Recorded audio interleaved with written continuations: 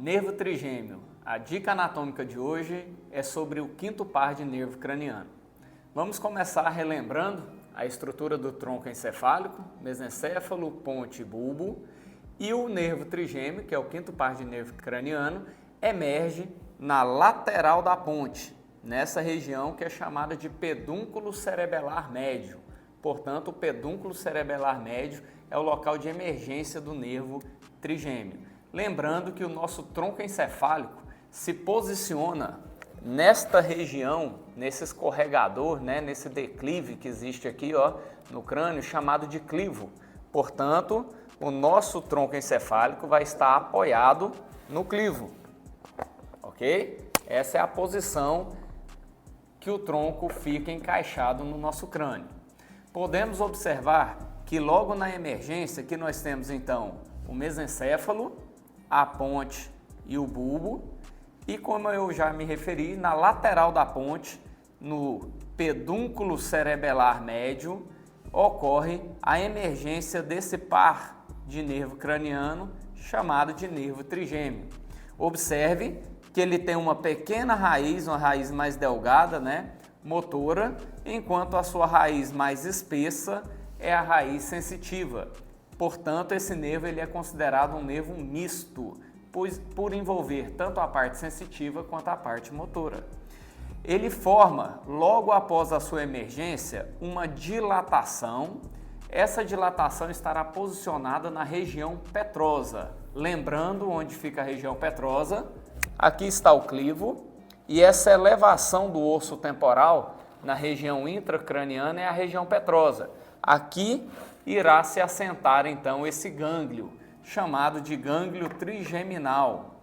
Portanto, a partir da região petrosa, do gânglio trigeminal, é que ocorre a divisão do nervo trigêmeo, que inclusive relaciona com o seu próprio nome, Trigêmeo, porque ele vai se dividir em 3 ramos. E estes 3 ramos possuem nomenclatura, trajeto e função específica.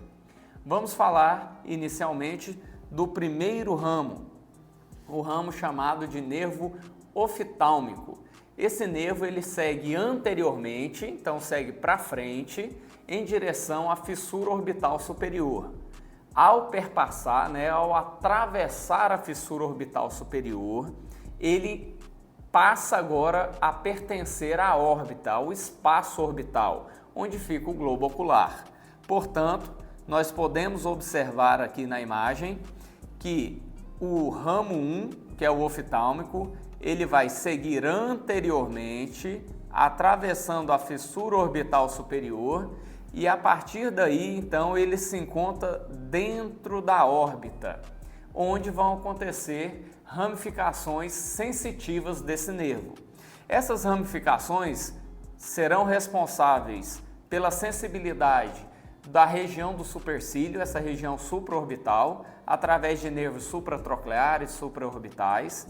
Ele também emitirá ramos para a região do osso etimoidal, esse osso que participa da região superior do septo nasal. Ele capta sensibilidades também da região do septo nasal.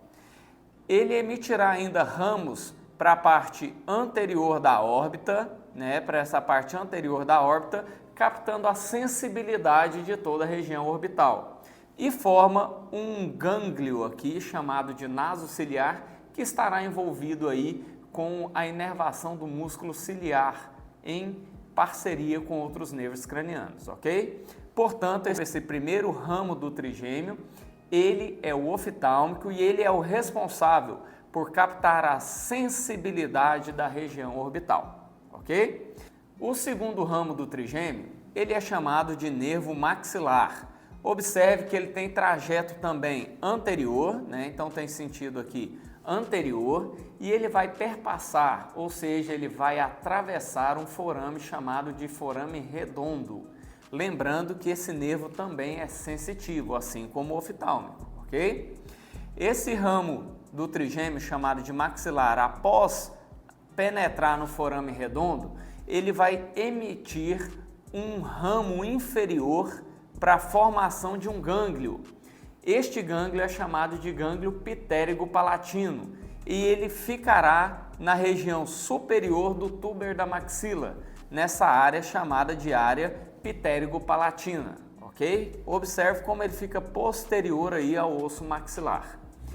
Esse gânglio pitérigo-palatino aqui é responsável pela emissão de alguns nervos específicos. Vamos observar esses nervos específicos do gânglio pitérigo-palatino. Novamente aqui o gânglio pitérigo-palatino, a fenda pitérigo-palatina e aqui alguns nervos serão emitidos. Estes nervos irão ter relação tanto com a cavidade nasal quanto com a cavidade bucal. Observe que a sua relação com a cavidade nasal irá ser feita por nervos que se direcionam para as conchas nasais superior, média e inferior. Lembrando que é para captar a sensibilidade dessas regiões. Observe que ele segue com o trajeto inferior ainda, perpassando aqui pelos forames palatinos e tendo acesso então à cavidade bucal. Portanto, esses nervos vão chegar à cavidade bucal, mais especificamente na região do palato, que é o nosso céu da boca, e ele será dividido em dois ramos.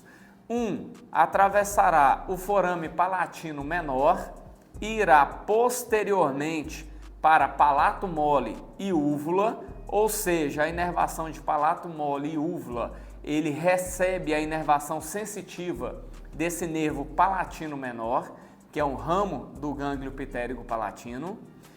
E observe que o segundo ramo que segue para a cavidade bucal, ele atravessará aqui o forame palatino maior, e este forame palatino maior permite que o nervo palatino maior siga anteriormente por todo o palato duro, até nossa região do forame incisivo ou da fossa incisiva, ok? Resumindo, o nervo palatino menor é responsável por palato mole e úvula, enquanto o nervo palatino maior é responsável por toda a mucosa oral do palato grosso, ok? Então, toda a sensibilidade de palato duro, palato mole e úvula estão inervados aí por esses ramos pitérigos palatinos. Voltando para o nosso nervo maxilar, então observe que ele é o primeiro raminho aqui, ó, do nervo maxilar, que segue inferiormente para a fenda pitérigo-palatina. No entanto, o nervo irá seguir o seu trajeto, esse nervo chamado de nervo maxilar. Observe que ele segue trajeto anterior, tá bom? E nós falamos desta ramificação dele, ok? Seguindo, os próximos ramos inferiores do maxilar, eles são chamados de alveolares e eles irão se espalhar por todo o seio maxilar. Lembrando que o seio maxilar é o maior dos seios paranasais, ok? Lembrando que este primeiro nervo inferior que irá penetrar no seio maxilar, e a sua sigla é ASP, alveolar superior posterior. Portanto, ele irá penetrar pela região posterior do seio maxilar através dos forames alveolares. Após ele entrar no seio maxilar pelos forames alveolares, ele irá se direcionar para os dentes molares. Lembrando que os dentes molares recebem nervos dentais e peridentais deste ramo, ok? Ele vai ser responsável por inervar todo o terceiro molar, todo o segundo molar e no primeiro molar, exceto a raiz mesiovestibular, as outras raízes são também inervadas aí pelo ramo alveolar superior posterior. Portanto, nós falamos aqui do ramo alveolar superior posterior, que penetra no seio maxilar pelo forame alveolar e é responsável pela dentição, pela sensibilidade dos dentes posteriores, ok? Voltando para o trajeto do nervo maxilar, a próxima emergência é o ASM, o nervo alveolar superior médio.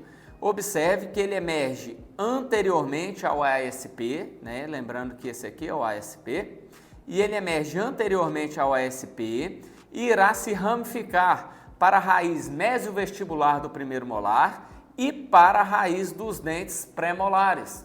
Portanto, a responsabilidade sensitiva dos dentes pré-molares e a raiz mesiovestibular do primeiro molar é responsabilidade do ASM, alveolar superior médio. Inclusive, existem alguns artigos já trazendo a informação de que algumas pessoas estão nascendo sem o ASM. Portanto, toda a dentição é responsabilidade do ASP e do ASA, que é o próximo ramo que nós vamos estar evidenciando. Seguindo anteriormente no nervo maxilar, o próximo ramo é o ASA, o ASA, alveolar superior anterior. Este nervo irá se espalhar dentro do seio maxilar até chegar na raiz dos dentes incisivos centrais, laterais e raiz dos dentes caninos. Portanto, a raiz dos dentes anteriores é responsabilidade do ASA, ok? Lembrando que o osso maxilar é um osso muito esponjoso, o que possibilita que o anestésico perpasse da região externa para a região interna do seio maxilar, atingindo aí as raízes dentais e peridentais desses ramos, ok? Então, a anestesia sendo aplicada na lateral da raiz desse dente, lateralmente ao dente, essa anestesia irá conseguir atravessar a porosidade do osso maxilar e atingir então a eficiência aí de inervação para esses ramos dos nervos alveolares, ok? Seguindo ainda anteriormente com o nervo maxilar do trigêmeo, agora já fora do seio maxilar, nós temos um forame chamado de forame infraorbital. Aqui esse nervo se torna aparente na face e neste ponto este nervo irá se ramificar em três. Então, um segue para a pálpebra inferior, chamado de pálpebra inferior, outro segue para a asa do nariz, que é o ramo nasal, e outro segue inferiormente para o lábio superior, que é o nervo labial superior. Ou seja, ele irá captar a sensibilidade do palpebral inferior, da asa do nariz e do lábio superior. Lembrando que este nervo é exclusivamente sensitivo, responsável por captar a sensibilidade de todos os dentes superiores e ainda pálpebra, asa do nariz e lábio superior, ok? O terceiro ramo do nervo trigêmeo se chama mandibular. Ele emerge no gânglio trigeminal e segue antero-inferiormente, ou seja, para frente e para baixo, perpassando agora um forame chamado oval, ok? Então ele vai sair da cavidade craniana pelo forame oval. Nesse trajeto descendente, ele irá emitir alguns ramos, lembrando que o nervo mandibular é o único ramo do trigêmeo considerado misto, que possui ramos motores, ou seja, que vão para os músculos, para a ação motora de efetivar a contração muscular, que são os músculos da mastigação, e a parte sensitiva, que nós iremos estar acompanhando agora, ok? Então, no seu trajeto, aqui nós temos o forame oval, no seu trajeto inferior, ele vai emitir logo de cara um ramo chamado de ramo miloioide. Este ramo irá descer até o músculo miloioide, onde essa inervação para o músculo miloioide é uma inervação sensitiva, ok? E não motora. O próximo ramo dele, do mandibular, é o aurículo temporal. Esse ramo é um ramo posterior, então observe que ele é um ramo posterior e ele irá inervar a região da musculatura e da pele em volta da orelha e da região temporal. Lembrando que esse é um ramo sensitivo, é para captar a sensibilidade dessas regiões, inclusive da movimentação da ATM, ok? O próximo ramo, ele segue para a língua, então este nervo será chamado de nervo lingual e, além de inervar a região média e anterior da língua, ele é responsável também por inervar as glândulas submandibular e glândula sublingual. Lembrando que é um ramo sensitivo, ok? O próximo ramo se chama alveolar inferior. Ele está evidenciado aqui no seu trajeto ínfero-anterior, ok? Então observe que ele vai penetrar aqui no forame mandibular. Após penetrar no forame mandibular, ele terá um trajeto inferior e anterior por dentro do canal mandibular, que nada mais é do que um túnel presente dentro do osso mandibular, ok? Seguindo esse túnel, no seu trajeto então ínfero-anterior, este nervo alveolar inferior irá emitir diversos ramos dentais e peridentais para todas as raízes dos dentes inferiores. Lembrando que ele sofre uma bifurcação, ou seja, ele se divide em dois, tá? Próximo à raiz dos dentes premolares. Esta bifurcação fará com que surjam dois novos ramos. Um ramo chamado de nervo mentoniano ou mentual. Este nervo emerge no forame mentoniano. E já o nervo superior será o ramo incisivo do alveolar inferior, porque irá para a raiz dos dentes incisivos. Portanto, este nervo exclusivamente sensitivo, chamado de alveolar inferior, é o responsável por todos os dentes inferiores, todos os dentes da arcada inferior, ok? Estes são os ramos sensitivos do mandibular do trigêmeo. Já os ramos motores irão para os músculos da mastigação. Emergem também logo no tronco inicial do ramo mandibular. Daqui sairá o nervo chamado de temporal profundo. Então são dois ramos que vão para o músculo temporal, lembrando que este é um músculo da mastigação, o músculo temporal. Em seguida, irá emitir um ramo para o músculo masseter. Este nervo passa pela incisura mandibular e segue até o músculo masseter. Lembrando que o músculo masseter também é um músculo da mastigação e é considerado o músculo mais forte do nosso corpo, ok? E em seguida ele irá emitir dois ramos pterigoides, que é o pterigoide medial e o pterigoide lateral. Portanto, estes dois últimos músculos que eu disse, o pterigoide lateral e o pterigoide medial, são também os músculos da mastigação. Portanto, os quatro músculos da mastigação, temporal, masseter e os dois pterigoides, recebem inervação aí do nervo mandibular do trigêmeo. Essa é a parte motora do nervo mandibular do trigêmeo. Por isso, este nervo é considerado misto, por ter uma parte sensitiva e outra motora. Como o nervo trigêmeo envolve os três ramos, o nervo trigêmeo ele é considerado misto em virtude dessa especificidade aí do nervo mandibular, ok? Até a próxima dica anatômica.